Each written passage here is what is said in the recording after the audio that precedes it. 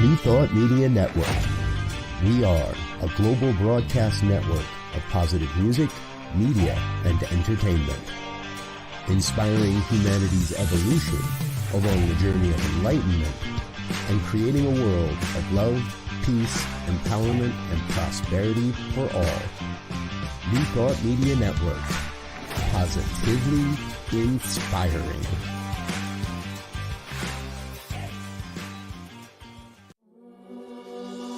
Free my mind, open my heart with the whispers of truth, to live a conscious life, to live a conscious life on the growing edge, on the growing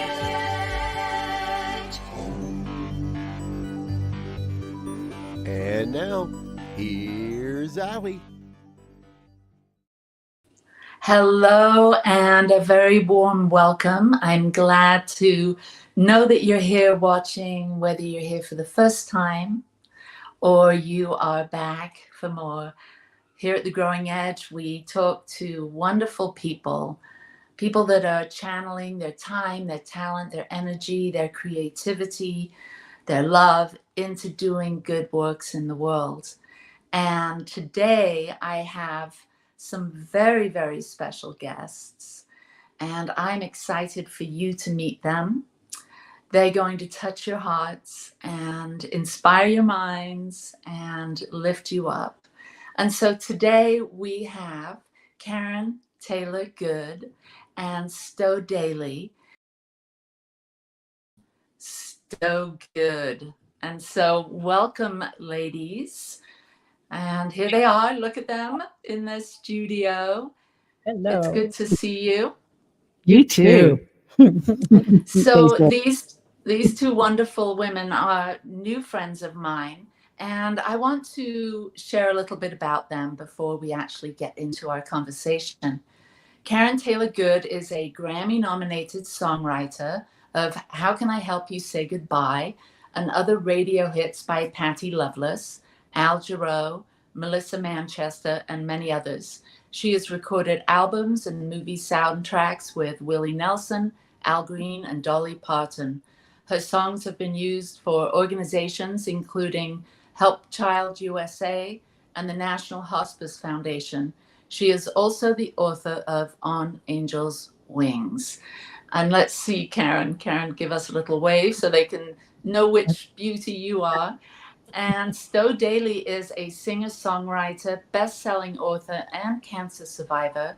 She's a long time coming from the group Shenandoah. Her album, Angel Chants, was the soundtrack of Angel Stories, featured on the Learning Channel. She has co-authored 5 books, including Flying High, which was featured in the I Can Do It conference in Toronto. They're based in Nashville, Tennessee.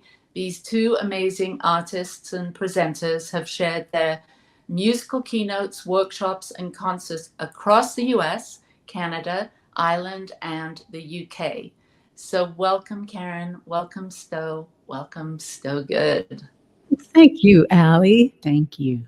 We're excited to be here with you. Yeah. Yeah, me too. So I know that when we were chatting before the show, you had mentioned that you had stumbled across the fact that I love meditation. And I do. I truly feel like it is the stream running through my life. I'm always attempting to go there, whether I'm going for a walk or in my meditation sanctuary or cooking or whatever I'm doing. There's always a meditative quality. And it typically is accompanied for me by music. And so I would love it if you would share a meditation piece for us this morning to get us going. We will. We do have a musical meditation, and we invite everyone to just breathe throughout it. It's something that we oddly find every time we are in front of an audience and we are getting ready to do this song. We'll say, we often find ourselves each not breathing, which is kind of scary. But we say, how many of you have also found almost everybody raises their hand. So for people like me who have always had a fear of meditation somehow. I'm getting over it. I'm getting better. But breathing. So yeah, we call this our breathing song. And we certainly invite everyone to do that.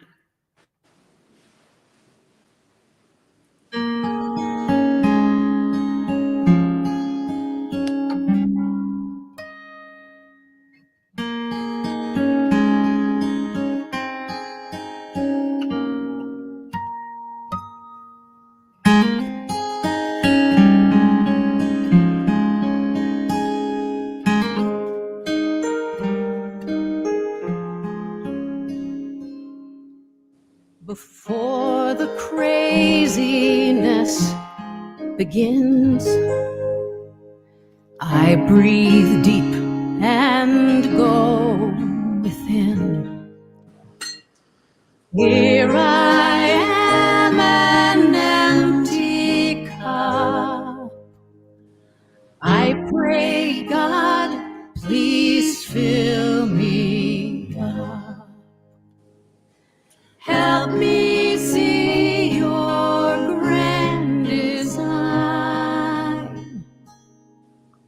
Lead me to a quiet mind.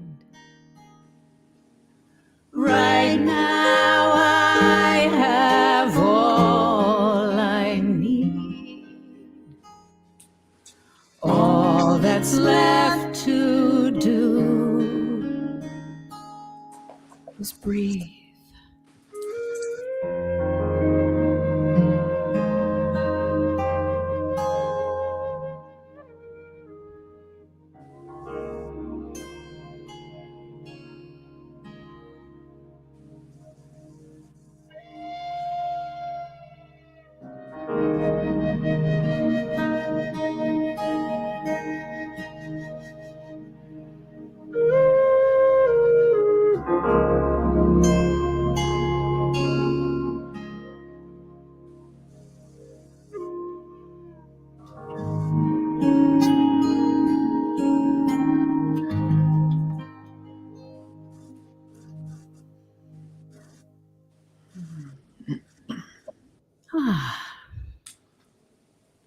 Well, I feel better.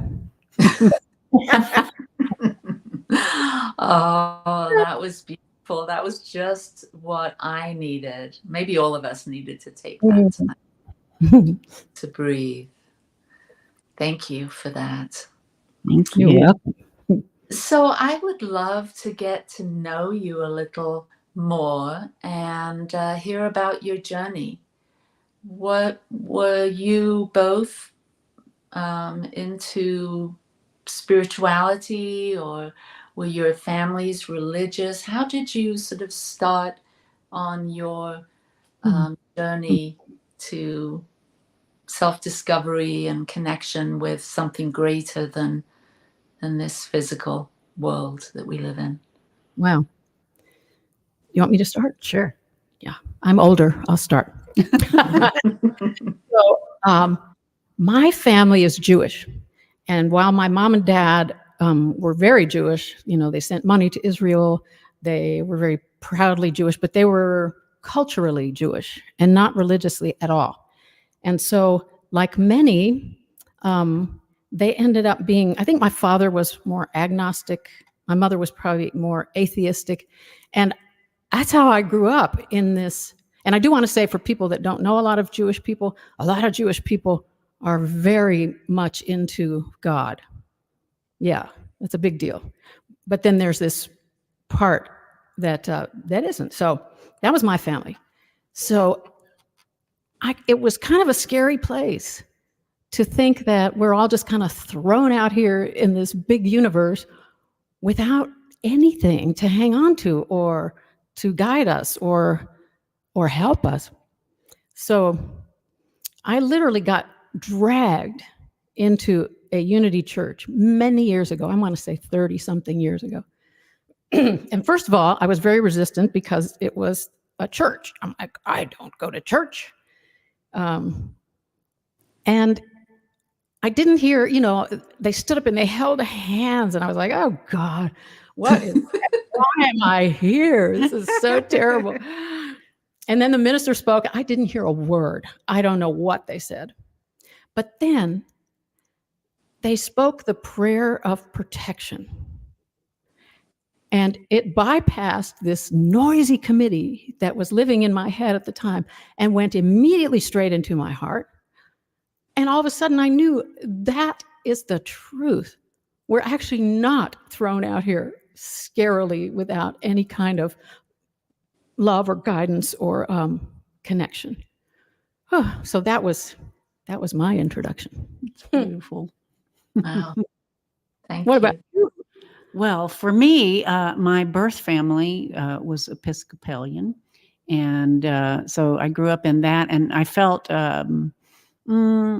it was comforting, but I felt a disconnect with the words and all the doctrine and stuff. I just did not go very well with that. And then because my mother died when I was 3, my father farmed me out to different homes. And so I ended up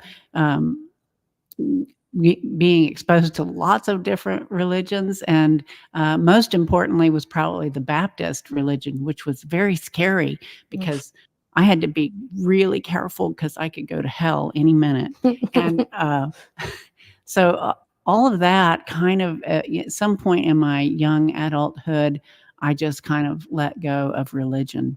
And then I would say what has really connected me to love, to spirit, was my what I call my near-death experience of having cancer and coming close to death. And all that time that I had, because cancer is a disruptor, disrupts your life completely. And there's the possibility that you may not be alive very long. And so I ended up spending a lot of time, like copious amounts of time in meditation, which I have not done since as much as I did back then, but it was life-changing. And the connection that I got with God was, it was just amazing. And it's what got me through, and it's what still gets me through. So. How long ago was that, Stowe? I was diagnosed in 2008, and so began my journey then. And it was like a 2-year experience. Wow.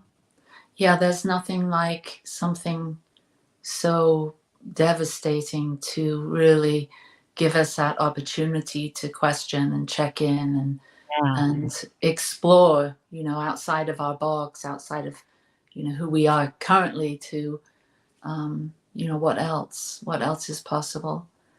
And so, yeah, well, thank you for sharing your stories.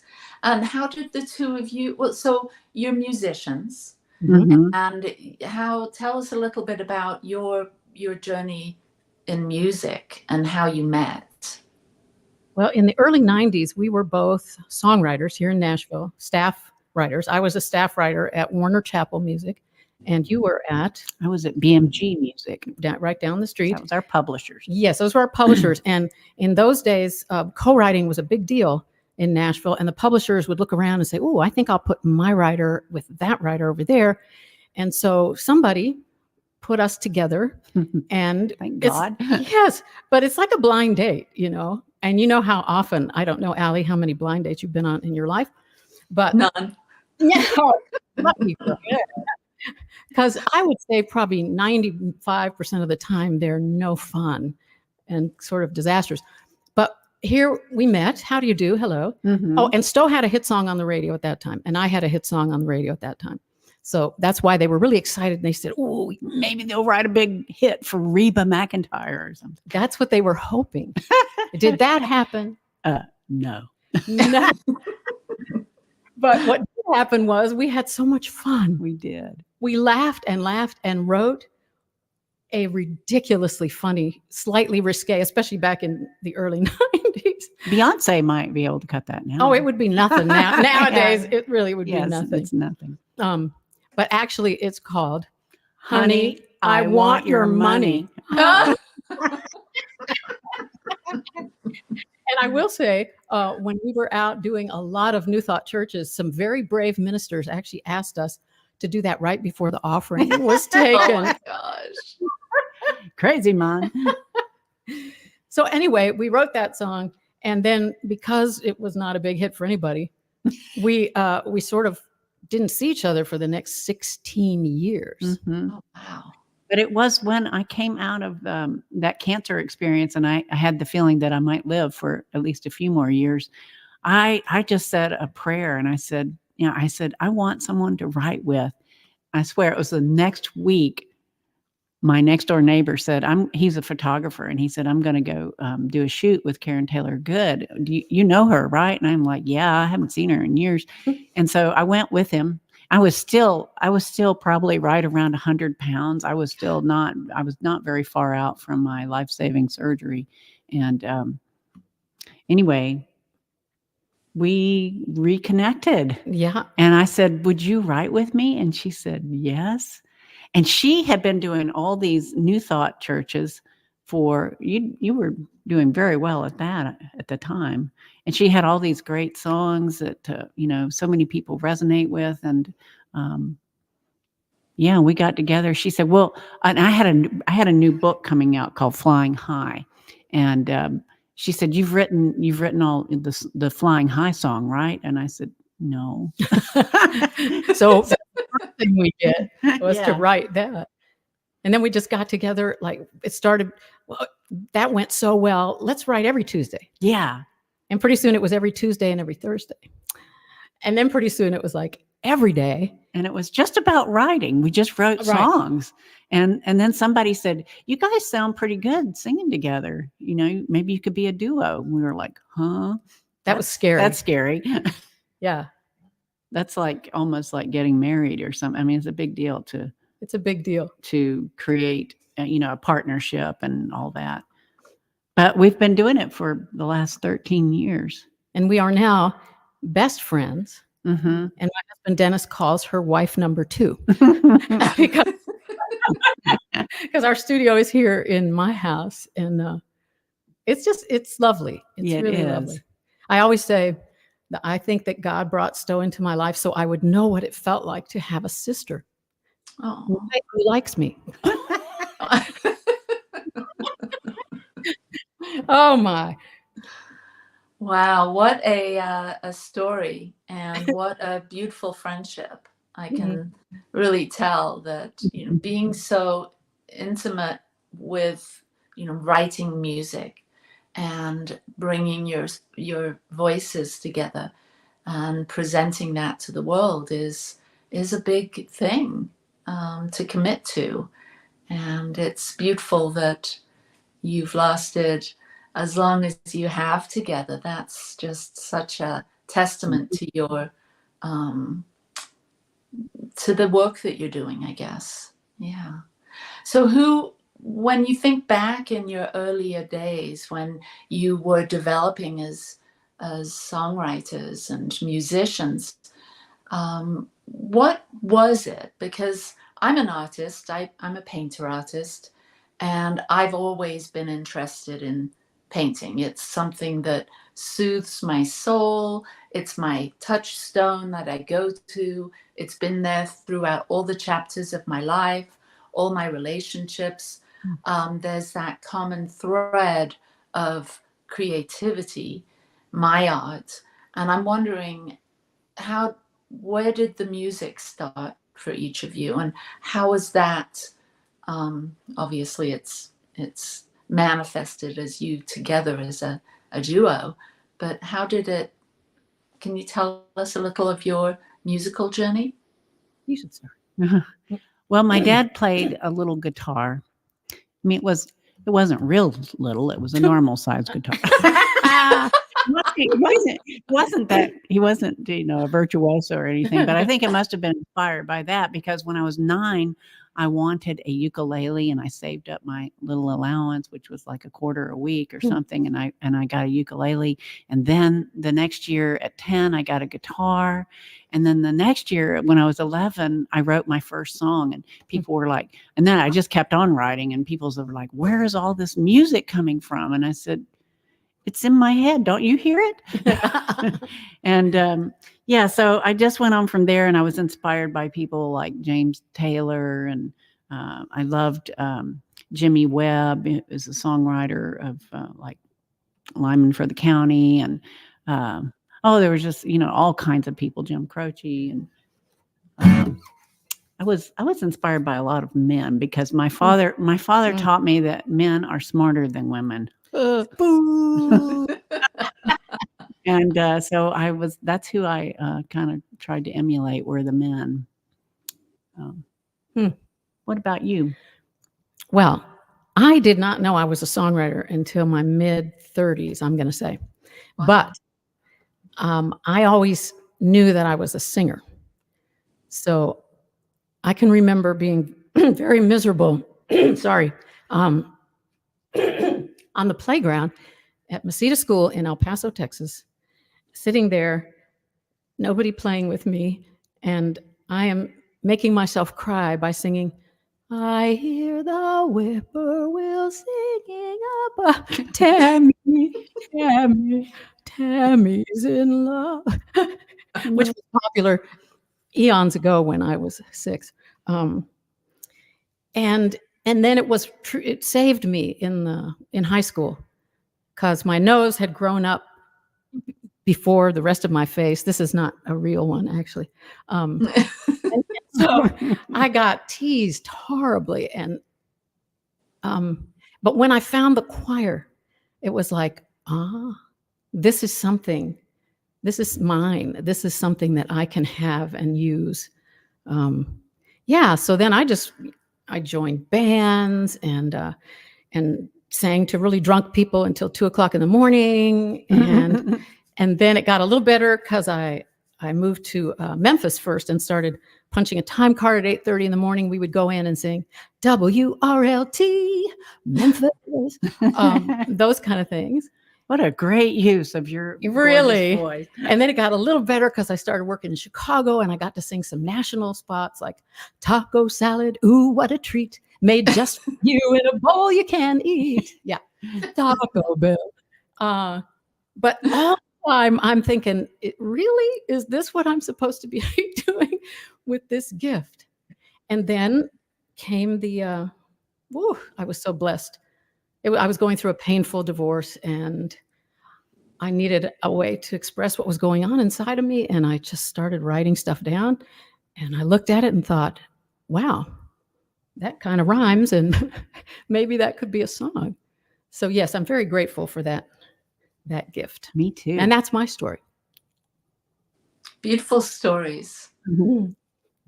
And so what is your day, your weeks, your months look like now? I know that you present, you do talks. I saw your TED Talk.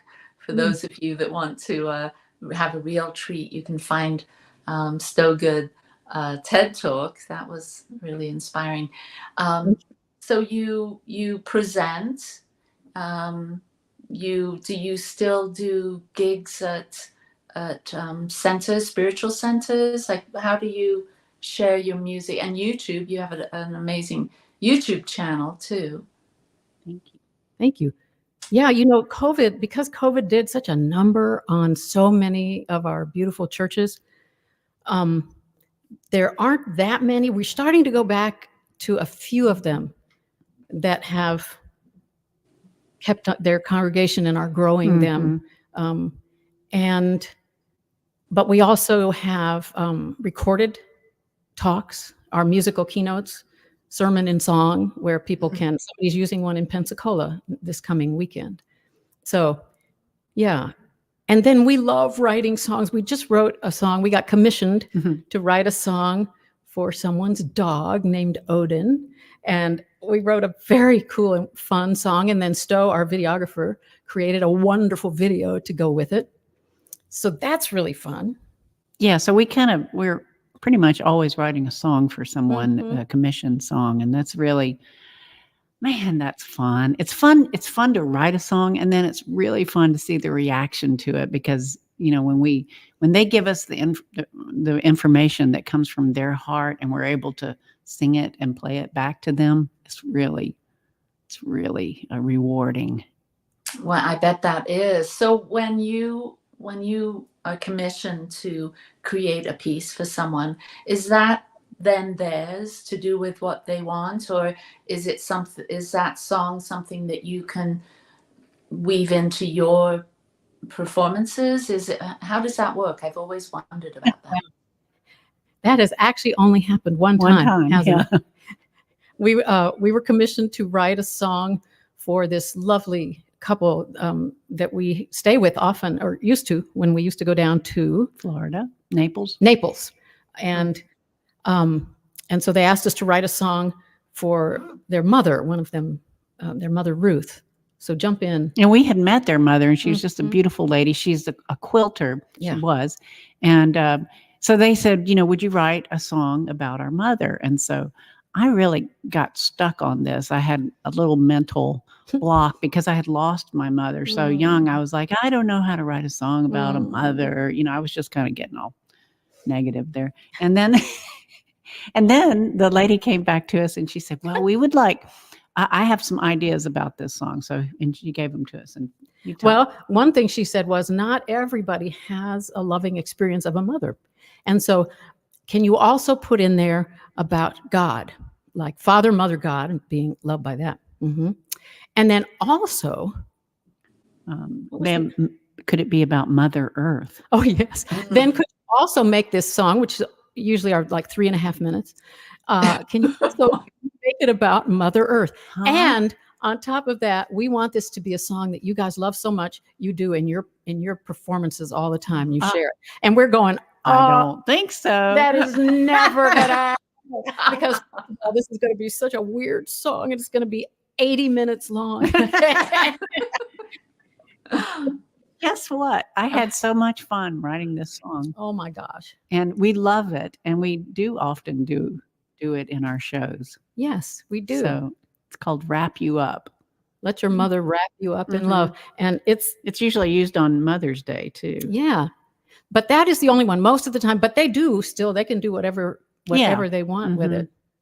Beautiful. Well, sorry, go ahead. So we write them for organizations as well. So like when we do our keynotes for different organizations, oftentimes they'll have us write a song about their, whatever their thing is, their event. Yeah, that's really meaningful when you have an event, a conference, a retreat or something, and the musicians actually create a song, and then everyone there sort of learns the lyrics and sings along, and it's something that really binds or connects or brings people together in that beautiful creative space of connection with one another. Yeah. I hope we can do something with you one of these days, Allie. Yeah, that would be wonderful. Our music director at our center wrote the song coming into the show. Yes. On the Growing Edge. Yeah. And so when I was listening to that, I was thinking, oh, maybe it's time for a new song. Well, she's singing it as well because the voice was lovely. Oh, it's great. It's beautiful. Yeah, her name's Leslie Monroe, and she's she's I will, and she works with the music team at the Salt Lake Center for Spiritual Living. Yeah. Okay, we're going to jump off and take a very short break, and we will be back in a couple of minutes. Okay. Robert? Where is he? Maybe we won't be back in a couple of minutes. Maybe we're staying.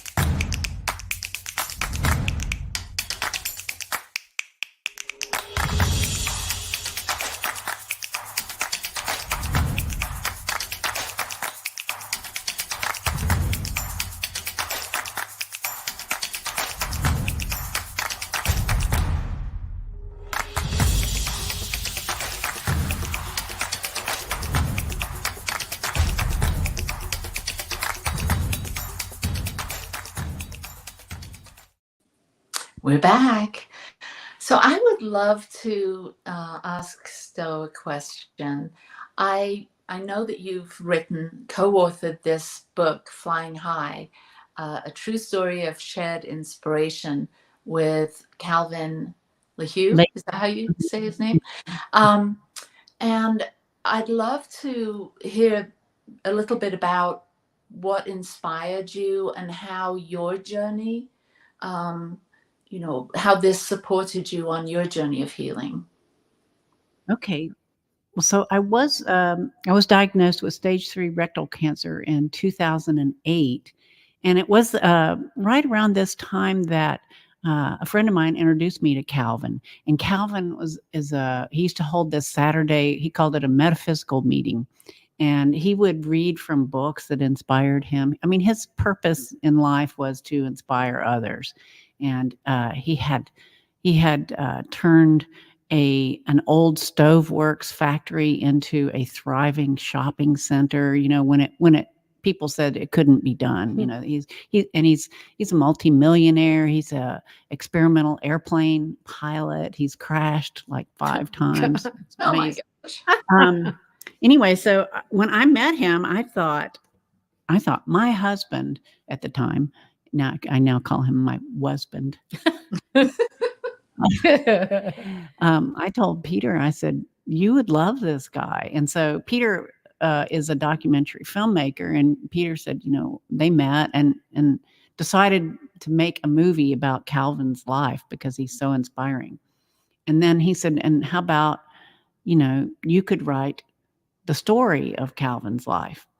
Well, this was at a time when I was feeling very low. And, my mother had gone through a very painful, from the time I was born, she was sick with cancer, and she, eventually died when I was 3. So I had a connection to that in my mind, in my soul, that maybe that was going to happen to me and I was going to leave my children. And, I was just very depressed. And so, but we set it up as every Monday we would meet with Calvin in his office, and I would record what he said and write about it. And then, after a while, I started inserting my story into his story, and, taking away what I got from him and trying to incorporate his words into my life, like what you think about, you bring about, and that kind of thing, just all his little sayings.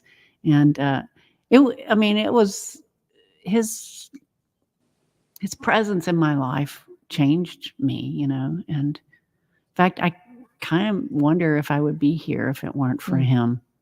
Wow. Because after 2 years of writing it and being close to the edge of death, I was recommended for hospice.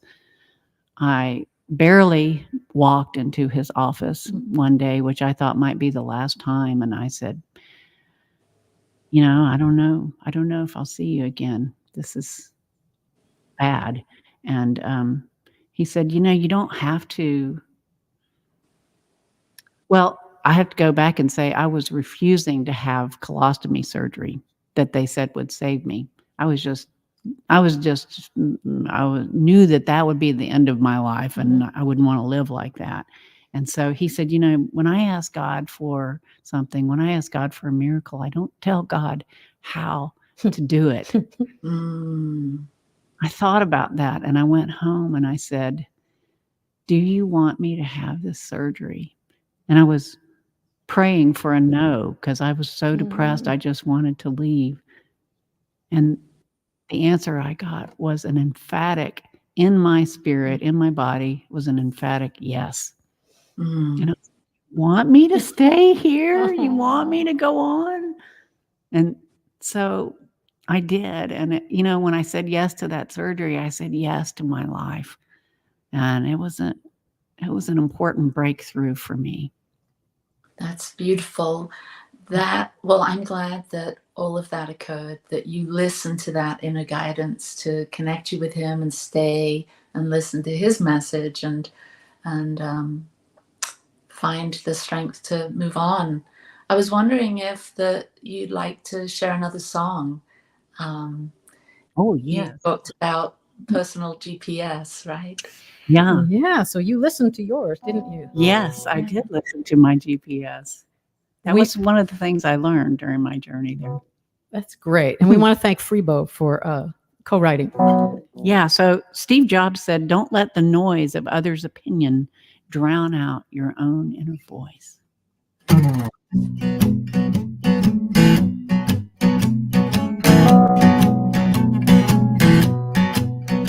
Let me tell you about my angel. Wait a minute. Do we have that? Nope. One moment. We need a little reverb. Ah, better. Here we go. Let me tell you about my angel, the one you'll never see. My everyday companion, living deep inside of me. She guides me through the trenches. She gets me out of every mess. She's my Bible, she's my buddy, she's my personal GPS. She leads me on my journey, she guides me to the goal. She's always on the money, never leaves me in the cold. And every time I listen, I wind up being truly blessed. She's blessed, she's truly blessed. She's my Bible, she's my buddy, she's my personal GPS. I'm at a fork in the road, I gotta make a choice. There's so much going on, I don't heed a voice. So I make a wrong turn, I'm feeling lost and afraid. Then I hear my angel calling, recalculate. Well, I gotta pay attention, cause it's powerful stuff. I gotta turn it on, and I gotta turn it up. Every time I do it, you know I'm guaranteed success. She's guaranteed success. She's my Bible, she's my buddy, she's my personal GPS. Now I'm floating, lost and lonely, drifting in the dark. Will I ever find a harbor? I don't see it on the chart. Something's saying no, but something else is whispering yes, yes, yes.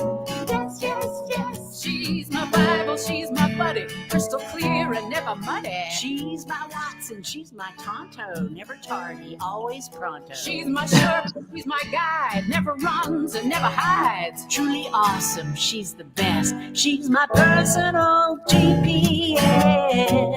My personal GPS. Ooh, my personal GPS. She's my personal GPS.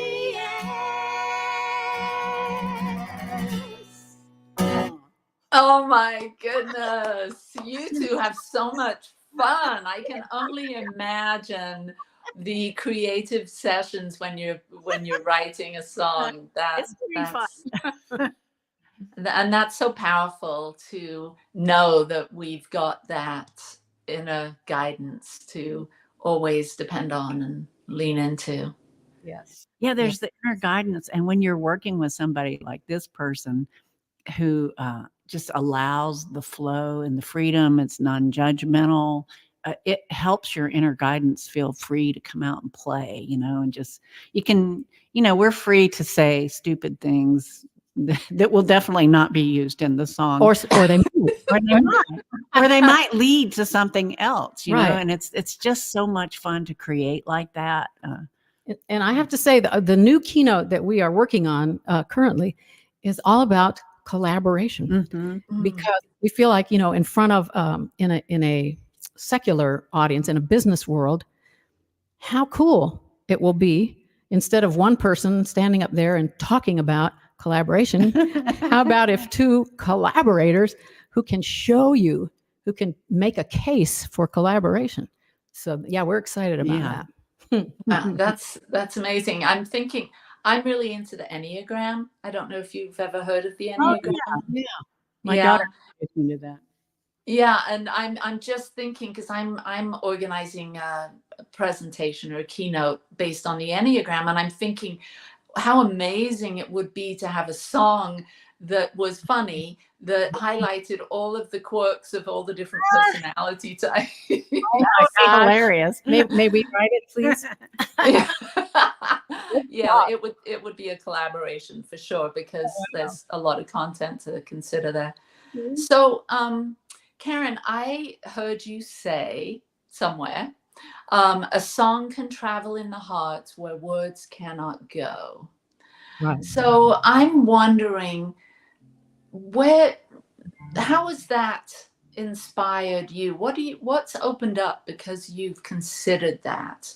Because words, songs, as you're singing and sharing your story and talking about your history, I'm seeing that we all have a particular soundtrack to our lives, so there's that idea that we're always, most of us, at least in the West that I know of, are so familiar with the songs, the popular songs, or the songs that you hear maybe at church or wherever you hear music, and they somehow become a part of your life.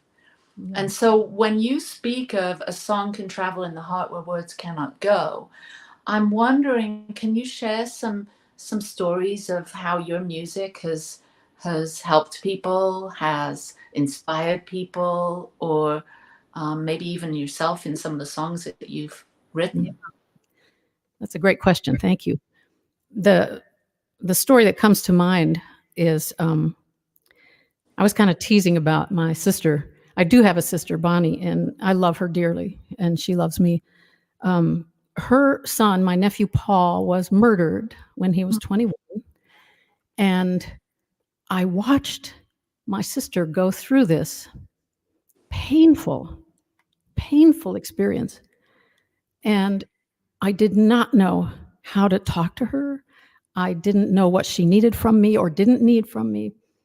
And she, thank God, she found the Compassionate Friends, which is one of the organizations out there for bereaved parents, which you may know something about, Allie. And it saved her life. It truly did. And she became very active in it. And they were coming to Nashville to do their 1 year national conference. And she asked me, she was on the committee, and she said, could you come sing something? So we thought about my song, How Can I Help You Say Goodbye? But it's true, it's mother-centered. It was really centered on losing one's mother. And I said, well, let me see if something comes.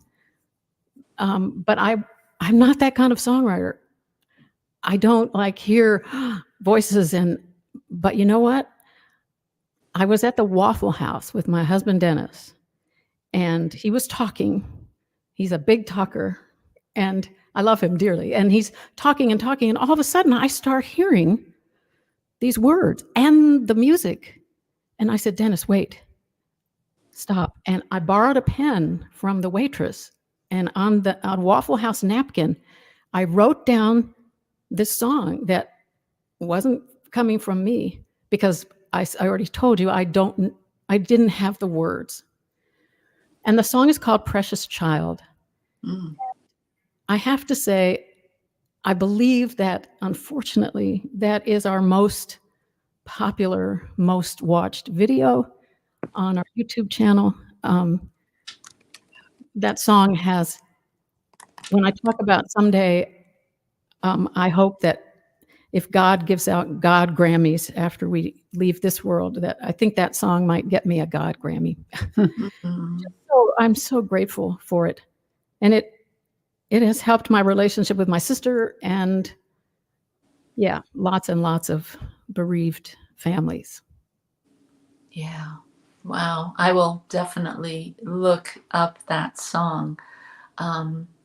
We were sharing earlier that I lost my son too. And music, songs can really comfort us when maybe even being around people is too challenging. So, where else have your songs gone where, words haven't? Can you give us some, maybe the two of you together have had experiences when you've presented music in one of your keynotes or talks or performances that people have shared with you, how your song, your music has touched them? on their journey? I would say it happens at all of our events in general, whether it's a concert, a keynote, or whatever. But the place where it's most evident and makes it easy for us to really connect with people and facilitate self-awareness and an opening heart is in our retreats. Mhm. And like you can stand up there and talk, and there are a few very gifted speakers that can just open people's hearts, but it's almost like Karen says a lot of times, it's like cheating. You can play one song and you can open up the hearts of the whole audience, and then we don't have to spend a lot of time talking about the process of getting down into yourself, but people can just go there. They can either start talking with one another and sharing their stories, or they can write about it. And music is just amazing. It's such a gift. It truly is. Yeah.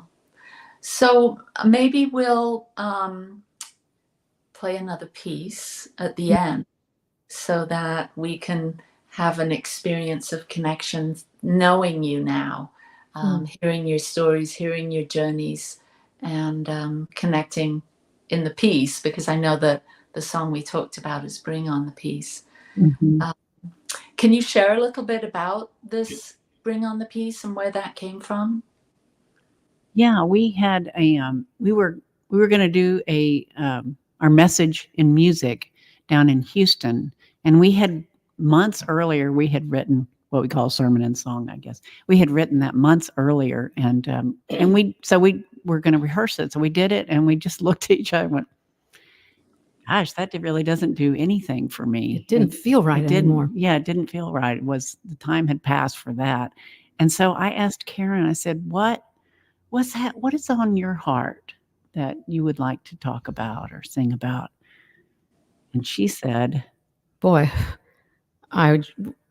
the only thing I could think about was how the division in this country and in this world, something that I have never experienced before. And it's sad and it's scary. And that's what was on my heart. And then you said the same. I said, it's really interesting you say that, because this morning I was sitting at the breakfast table staring at my eggs and bacon and thinking, how can we get peace into this world? And it was like I was going to say a little prayer about it, but I felt so helpless. Like, how can my little prayer affect the world? And so I did that prayer that I like to do, where I start with myself. There's peace in me, there's peace in my neighborhood, peace in my city, peace in country, across the world. I just did that, and that was helpful for me. And you're a more spiritual being than I. I was just pieced off. I was. So when Stowe invited me, she said, why don't you start something at the piano? Well, here's the thing. I'm like, I write ballads. If I sit down by myself, and I knew it was going to be another kumbaya thing. And I was like, no, I disagree. Well, no, I mean, I said, it can't be. It has to have more urgency and more feeling. And so I said, no, you start. And man, so Stowe just, she started playing this amazing chorus and feel, and then we both jumped in, and there it came. Like an hour and a half later, we were done. Wow. Well, I would love for you two to share it. I always end the show with the question, what does the world need now? Mm-hmm. And I'd love this to be your love, sweet love, and bring on the peace. Yeah. So before we do it, if we could share a quote from one of our favorite writers. Her name is L.R. Nost. Have you heard of her? Mm-hmm. Yeah. She's lovely. She said, Here's to the bridge builders, the hand holders, the light bringers, those extraordinary souls wrapped in ordinary lives who quietly weave threads of humanity into an inhumane world. They are the unsung heroes in a world at war with itself. They are the whisperers of hope that peace is possible. Look for them in this present darkness. Light your candle with their flame, and then go. Build bridges, hold hands, bring light to a dark and desperate world. Be the hero you are looking for. Peace is possible. It begins with us. Beautiful.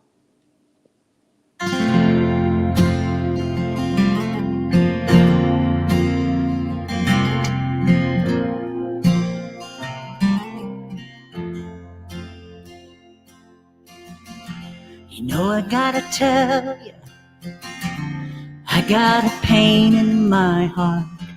Take a look around, what's going on? We used to be united, now we're just a world divided. But we can change it if we want.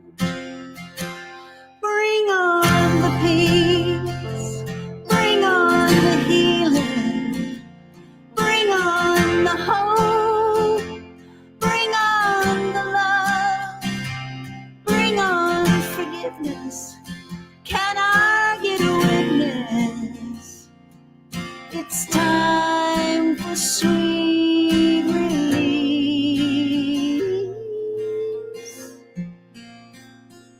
Bring on the peace.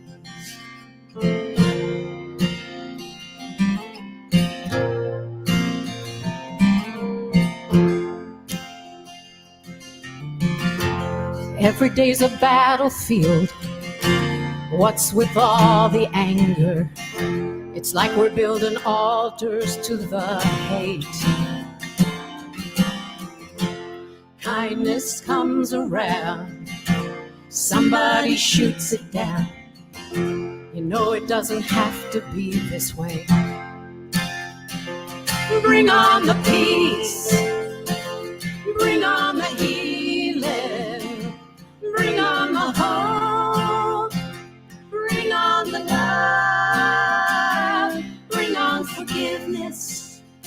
Can I get a witness? It's time for sweet release.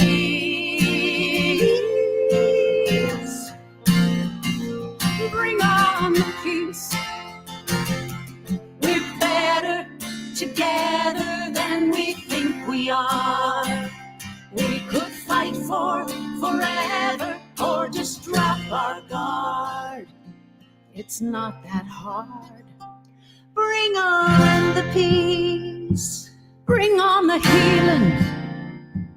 bring on the hope, Bring on the love. Bring on forgiveness. can I get a witness? It's time for sweet release. Bring on the peace. Bring on the peace, Bring on the healing. bring on the healing, Bring on the hope. bring on the hope, Bring on the love. Bring on forgiveness. bring on forgiveness. Can I get a witness? It's time for sweet release. Before it's too late, please. Bring on the peace, Bring on the peace. bring on the peace. Before it's too late.